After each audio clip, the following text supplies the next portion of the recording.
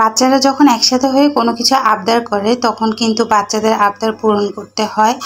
আর ওটা করলে কিন্তু ওদের মনটা খুশি থাকে। বিসমিল্লাহির রহমানির রহিম। আসসালামু আলাইকুম। সবাই কেমন আছেন? আশা করি ভালো আছেন। আমিও আল্লাহর রহমতে ভালো আছি। আরও একটা নতুন ব্লগ নিয়ে চলে আসলাম আপনাদের সাথে। আজকে আমরা যাচ্ছি নাচোস খেতে। নাচোস খেতে যাব মানে তারা অনেক দিন থেকে প্ল্যান করছে। আমার মেয়ে সহ আমার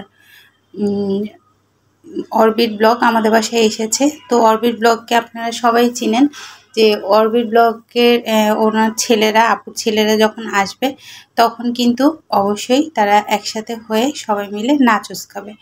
আর নাচোস খেতে আমরা কোথায় পাওয়া যায়, আসলে কোন রেস্টুরেন্টে পাওয়া যায় এরকম খুঁজতে খুঁজতে তো আমরা জমজমে চলে গেলাম। জমজমে কিন্তু ফুড কোর্ট আছে, ওখানে কিন্তু সব রকম আইটেম পাওয়া যায়, চাইনিজ থেকে শুরু করে সব রকম 7 ফ্লোরে। তো আমরা সবাই মিলে চলে গেলাম। আর আমরা একটা ইন্ডিয়ান দোকানে ঢুকলাম ফার্স্টে। ওখানের মধ্যে যে দেখি যে না, ওখানে সব ইন্ডিয়ান ফুড। তো ওখান থেকে বের হয়ে আবার আরেকটাতে গেলাম। তো ওখানে গিয়ে কিন্তু নাচোস আমরা এখানে আছে নাচোস আগে জিজ্ঞেস করে নিয়েছি, যেহেতু ওরা আবদার করেছে।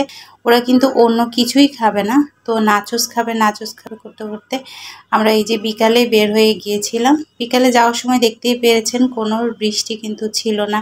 আমরা সুন্দর করে 1-1.5 ঘন্টা 2 ঘন্টা এখানে কাটিয়েছি, খেলাধুলা, ওরা গল্প, আর সাথে সাথে খাওয়ার অর্ডার হতে হতে তো আসতে একটু সময় লাগে।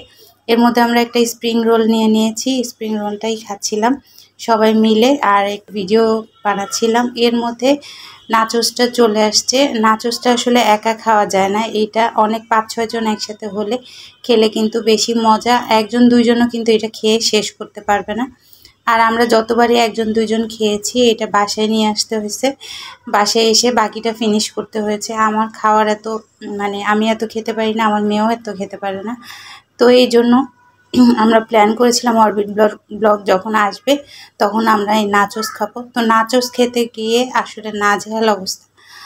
আসার সময় এখান থেকে এখানে আমাদের বাসার পাশেই জমজম টাওয়ার, কিন্তু বৃষ্টিতে আটকা পড়ে গেলাম। আর এই বৃষ্টি সেই বৃষ্টি না, অনেক বৃষ্টি, আর অনেক মানুষ এখানে আটকা পড়ে গেছে।